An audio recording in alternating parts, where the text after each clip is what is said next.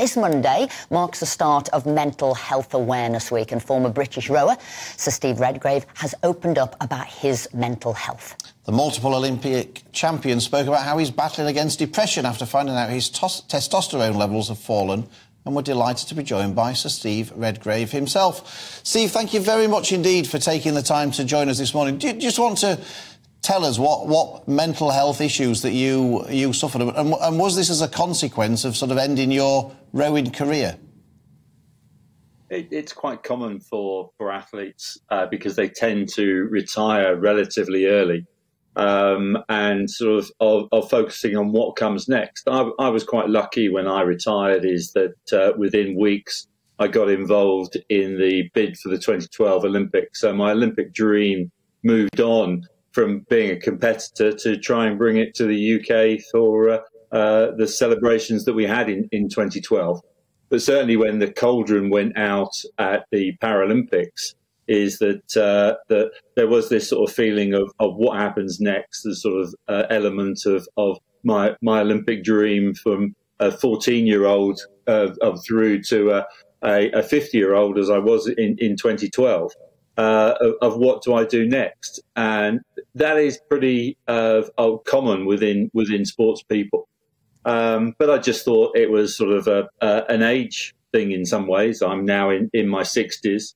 Is that of gaining a bit of weight, tiredness, as you say, sort of depression, all these sort of elements. You're thinking, well, isn't this just old age? And it was a close friend to me sort of said, well, why don't you go and get it checked out instead of going down the routine of clinically of depression and putting the burden on the NHS?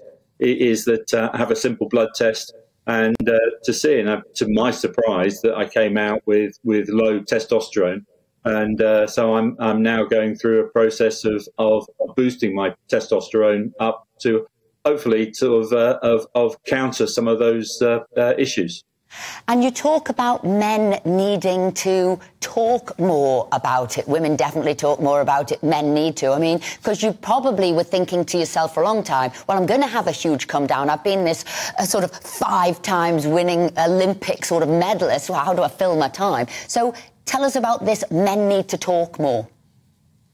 Yeah, you're spot on there, Esther, is that men tend to bottle things up and don't talk about their mental health issues or of their health issues in any way, really.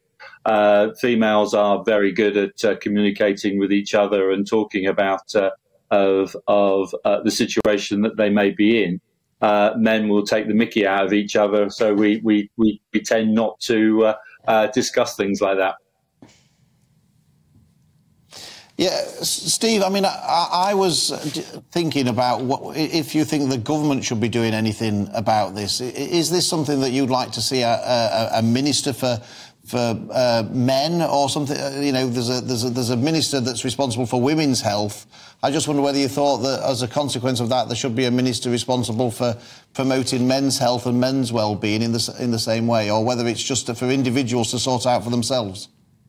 That's an interesting question. That we live in a society equal for all. So that may be a very good suggestion. Is that of helping men sort of talk. In recent years, there's been a lot of talk about mental health and men opening up a little bit more. But I think that could be a good step forward. Being able to sort of impact an area that is sort of almost a taboo. So I'm going to ask you a question here, put you on the spot. Would you become a government advisor on this matter? I would certainly do my bit. I have helped on advisory with obviously with sports, of some elements of being a diabetic and being a diabetic of testosterone is quite an issue there. So I have helped in the past of various governments, but yes, would always be interested to help society.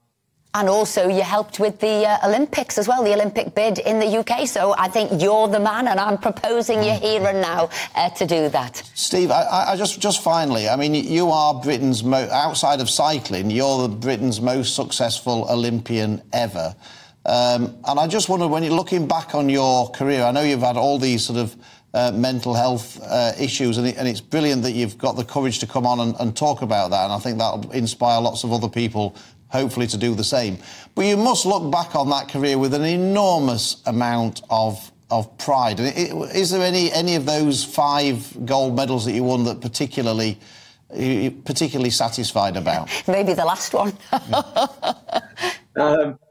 Funny, it would probably be the first one, because you have this dream to become Olympic champion, and the first was making that dream become reality. Is that the others were all fantastic, but once you've done it once, why not be able to? If you get the right elements in place, you might be able to do it. But then you've got the aging process. It's harder to stay at the top. So all those sort of areas. So, but if I had to pick out one, it would be the first one, because that's where the dream becomes reality. Well, all I know, I was sat on the edge of the sofa watching you for your last one. I was thinking, please be able to do it. Please be able to do it. So fantastic having you on today. And yes, men need to speak more, talk more. If we could get a word in edgeways, Steve, we would do, I tell you. There a little bit is that a good step for anybody is to go to your GP to start with.